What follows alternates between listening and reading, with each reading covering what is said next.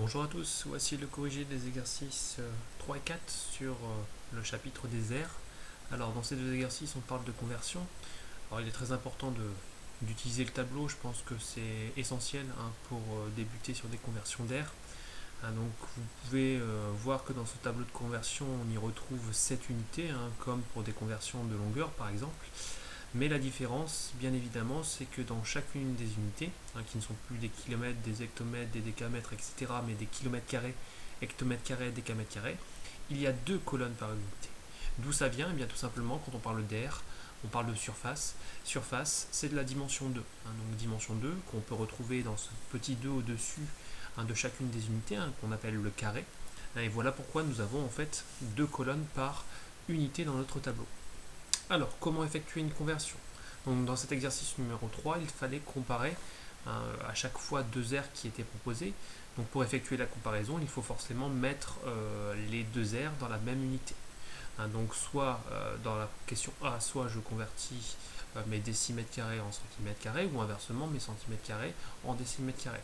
Moi, j'ai toujours choisi dans cet exercice de convertir la première des deux unités citées dans la deuxième cité. Voilà. Donc je vais convertir des centimètres carrés en décimètres carrés, des mètres carrés en kilomètres carrés, etc. Si vous avez fait l'inverse, dans tous les cas, le bilan final sera le même, la comparaison finale sera la même.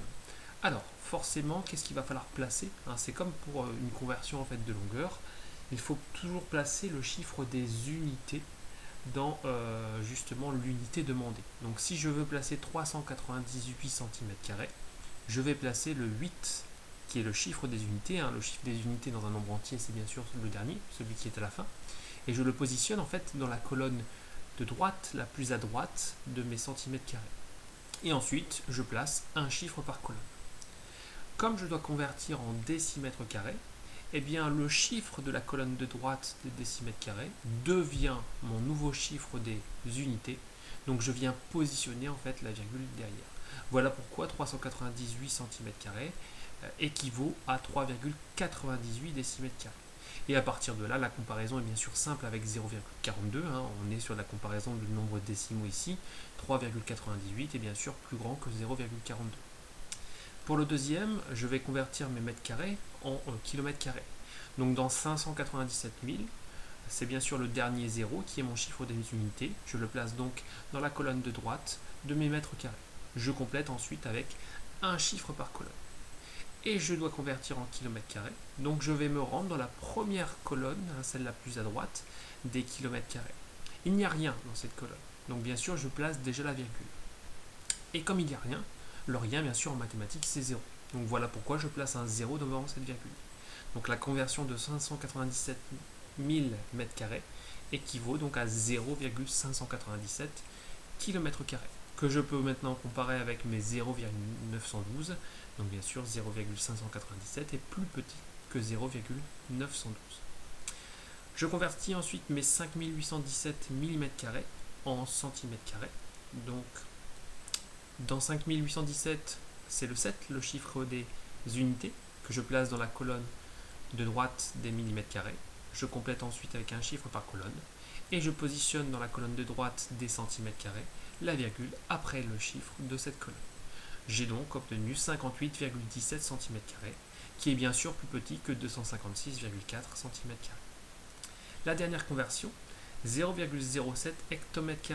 Alors attention, ici nous avons un nombre qui est décimal. Donc pour un nombre décimal, bien sûr le chiffre des unités, c'est celui qui est positionné juste devant la virgule. Donc je prends le 0 qui est positionné juste devant la virgule et je le place dans la colonne de droite des hectomètres². Je complète ensuite avec un chiffre par colonne. Vous remarquerez que je n'ai pas placé la virgule. Parce que si vous placez la virgule, vous allez sans doute vous tromper, parce qu'à la fin, vous allez vous retrouver dans votre tableau avec deux virgules. Donc voilà pourquoi il ne faut pas placer la virgule du nombre à convertir. Donc je dois convertir en mètres carrés. Donc je déplace ma virgule vers la droite. Donc comme vous pouvez le voir, en fait, la virgule va se positionner dans la colonne de droite des mètres carrés.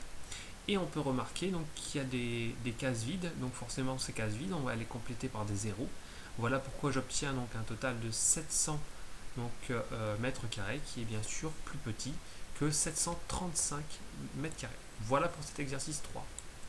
Pour l'exercice numéro 4, le fonctionnement va être le même. En fait, on va tout convertir cette fois-ci en mètres carrés, puis ensuite on va faire un classement dans l'ordre croissant, c'est-à-dire du plus petit au plus grand. Donc tous les conseils que je vous ai donnés au préalable, bien sûr dans l'exercice 3, sont toujours à appliquer, c'est-à-dire positionner d'abord le chiffre des unités de votre nombre dans la colonne de droite avec l'unité d'air donnée. Donc par exemple pour 5564 cm², je positionne le 4 chiffre des unités dans la colonne de droite des cm². Je dois me rendre en mètres carrés, donc je vais donc dans la colonne de droite des mètres carrés où je place une virgule. Il n'y a pas de chiffre dans cette colonne, donc je rajoute un 0. Ce qui veut dire que 5564 cm², c'est égal à 0,5564 mètres carrés. On en fait bien sûr de même avec nos kilomètres carrés, avec nos décimètres carrés, nos hectomètres carrés. Juste une petite précision pour le A et le HA, bien sûr, comme vous l'avez lu dans le cours. Ce sont des unités d'air agraires. Le A désigne les arts, HA les hectares. Alors ça permettra de faire la petite rectification. J'ai fait une petite coquille dans le cours. Peut-être que certains l'ont remarqué. Un art n'est pas égal à 1 décimètre carré, mais c'est égal à 1 décamètre carré. Attention, vous rectifierez dans votre cours. Donc voilà ici pourquoi j'ai tout de suite écrit que 3,25 ar est égal à 3,25 décamètre carré. Donc je positionne le chiffre des unités qui est bien sûr le 3 dans la colonne de droite des décamètres carrés. Je complète ensuite avec un chiffre par colonne. Je dois me rendre en mètres carrés, donc je positionne la virgule derrière le chiffre de la colonne de droite des mètres carrés. J'obtiens une conversion qui me donne 325 mètres carrés. Pour les hectares, 1 hectare égale 1 hectomètre carré, donc 2,5 hectares égale 2,5 hectomètres carrés. Je place le chiffre des unités, le 2, dans la colonne de droite des hectomètres carrés, et ensuite je complète avec un chiffre par colonne. Je place la virgule dans la colonne de droite des mètres carrés, et on peut remarquer que dans les 3 colonnes précédentes, il n'y a pas de chiffre, donc forcément, nécessité de rajouter des zéros, ce qui fait que 2,5 hectomètres carrés équivaut à 25 000 mètres carrés. Voilà avec les 6 conversions que vous pouvez voir apparaître. Bien évidemment, ensuite je classe les 6 nombres que j'ai fait apparaître en gras dans l'ordre de croissant, donc du plus petit au plus grand. Il est évident que 0,5564 est le plus petit de ces nombres. La comparaison, le classement est assez simple à faire. Ensuite, on retrouve 81, puis 325, puis 7900, 25 000 et pour terminer 70 200. Voilà, j'espère avoir été clair dans la correction de ces 2 exercices. A bientôt.